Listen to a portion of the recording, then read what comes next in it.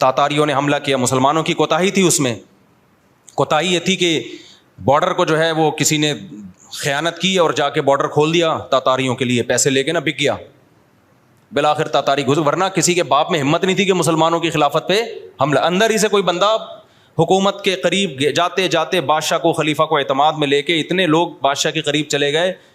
تبھی ہم کہتے ہیں کہ جو علماء حکومت کے قریب نہیں ہیں وہ کوئی خیر کا کام نہیں کر رہے.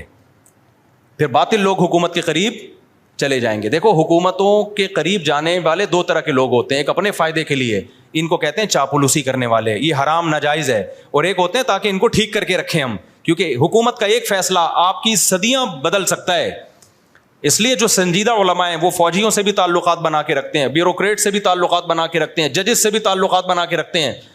ابھی سپریم کورٹ کے جج آئے تھے, وفاقی شرعی عدالت کے جج آئے تھے ملاقات کے لیے. میں نے کہا میں ضرور ملوں گا آپ سے, حالانکہ مجھے ان سے بہت سارے اختلافات ہیں, لیکن اگر میں ان کے خلاف فتویٰ دیتا رہوں بیٹھ کے تو لوگ تو کہیں گے بلے بلے مفتی صاحب حق پرست ہے, ڈرتا ورتا نہیں ہے ججز سے, کام دھیلے کا بھی نہیں ہوگا. مجھے جامعۃ الرشید سے فون آیا, بھائی وفاقی شرعی عدالت کے جج ملنا چاہتے ہیں. میں نے کہا قابل احترام ہے بھائی, وہ بتائیں کہاں ہے, میں وہاں پہنچ جاؤں گا. ان کو یہ توقع نہیں تھی کہ مفتی صاحب اتنا لفٹ کرائیں گے, اور میں اپنے کسی کام کے اٹکے بھی لیے نہیں ان سے ملنا چاہ رہا. میں ان سے ملنا چاہ رہا ہوں بھائی وفاقی شرعی عدالت میں کچھ کام غلط ہو رہے ہیں, تو میں محبت سے سمجھاؤں گا حضرت تھوڑا سا کائنڈلی ان کاموں کو کیا کر لیں, آپ ٹھیک کر لیں. تو میرا فائدہ نہیں ہے اس میں, قوم کا فائدہ ہے.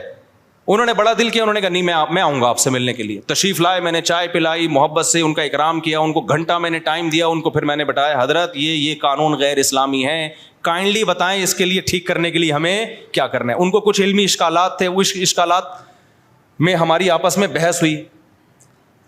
اب میری تصویریں وائرل ہو, مفتی صاحب وفاقی شرعی عدالت کے جج کے پاس بیٹھے ہوئے, دیکھو یہ حکومتوں کے جو ہے نا, نہیں آ رہی میرا خیال ہے بات سمجھ میں. رینجرز کے آفیسر تھے بہت بڑے کراچی کے, انہوں نے مجھے کہا کہ میں آپ سے ملنا چاہتا ہوں. میں نے کہا سر میں آپ کے پاس خود آؤں گا, خدا کی قسم اپنا کوئی مفاد نہ میں نے ان سے کہا کہ مجھے کاروبار کرنا ہے, نہ میں نے ان سے, بلکہ 4-6 لوگوں کو جب پتا چلا رینجرز کے بڑے آفیسر کے پاس ملنے جا رہا ہوں تو انہوں نے اپنے اپنے کام لے آئے, یہ کرا دے. میں نے کہا بھائی یہ اگر میں نے کہہ دیا تو اٹ مینس اگلا کے دل میں یہ بات آ جائے گی یہ جو مجھے لفٹ کرا رہے ہیں ان کا اپنا کیا ہے. حالانکہ 100 دفعہ انہوں نے کہا, میں نے کہا نہیں. جا کے میں نے ان سے بات کی, حضرت خدا کا واسطہ کوئی بتائیں ہم کیا مدد کر سکتے ہیں. کراچی کے میں جو مار دھاڑ قتل و غارت ہو رہی ہے, کوئی مسئلہ ہے کہ رکاوٹ ہے کہاں.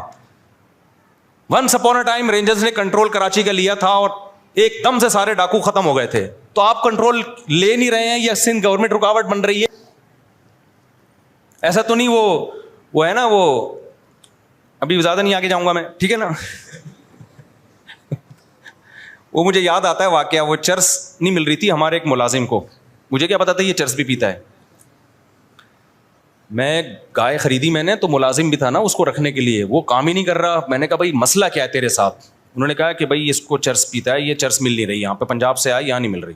میں نے کہا میں کہاں سے چرس لے کر آؤں اس کے لیے, معذرت ان کی رائے, یہ ہو سکتا ہے جھوٹ بول رہے ہو بھائی, میں تو ایک بات کر رہا ہوں.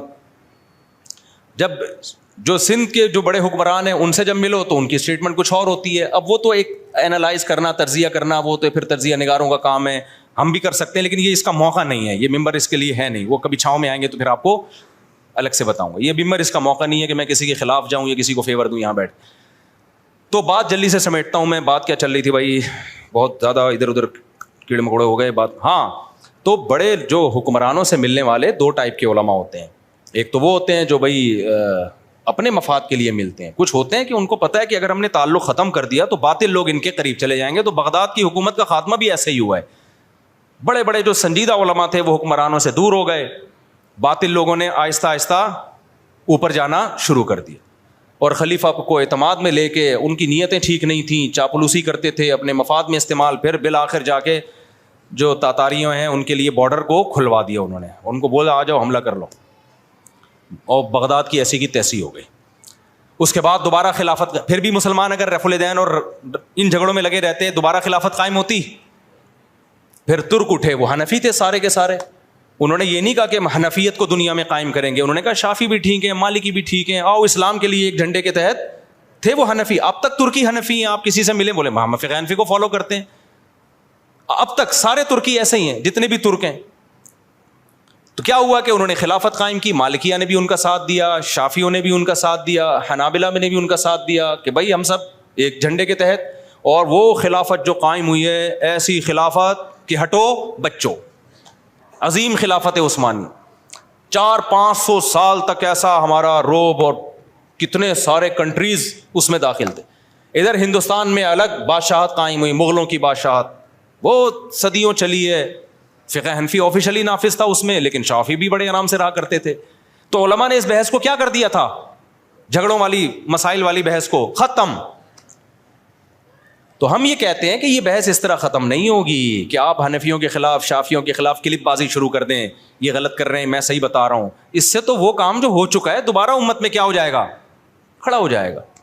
آپ کام کرو بدعتیوں کے خلاف، آپ کام کرو آپ باطل نظریات کے خلاف. اس سے کچھ نہیں ہوتا کوئی حنفی ہے یا شافعی ہے، یہ ہمیشہ سے ہیں. اور یہ بھی ضرورت کے وقت ہائی لائٹ کیا جاتا ہے، بلا ضرورت اس کا بھی نام لینا ٹھیک نہیں ہے. تبھی ہمارے علماء کے آگے کہیں نہیں دیکھا ہوگا حنفی دیوبندی لگا ہوا ہو، کہیں بھی نہیں لگاتے. میرے نام کے آگے دیکھا آپ نے؟ کہیں بھی نہیں.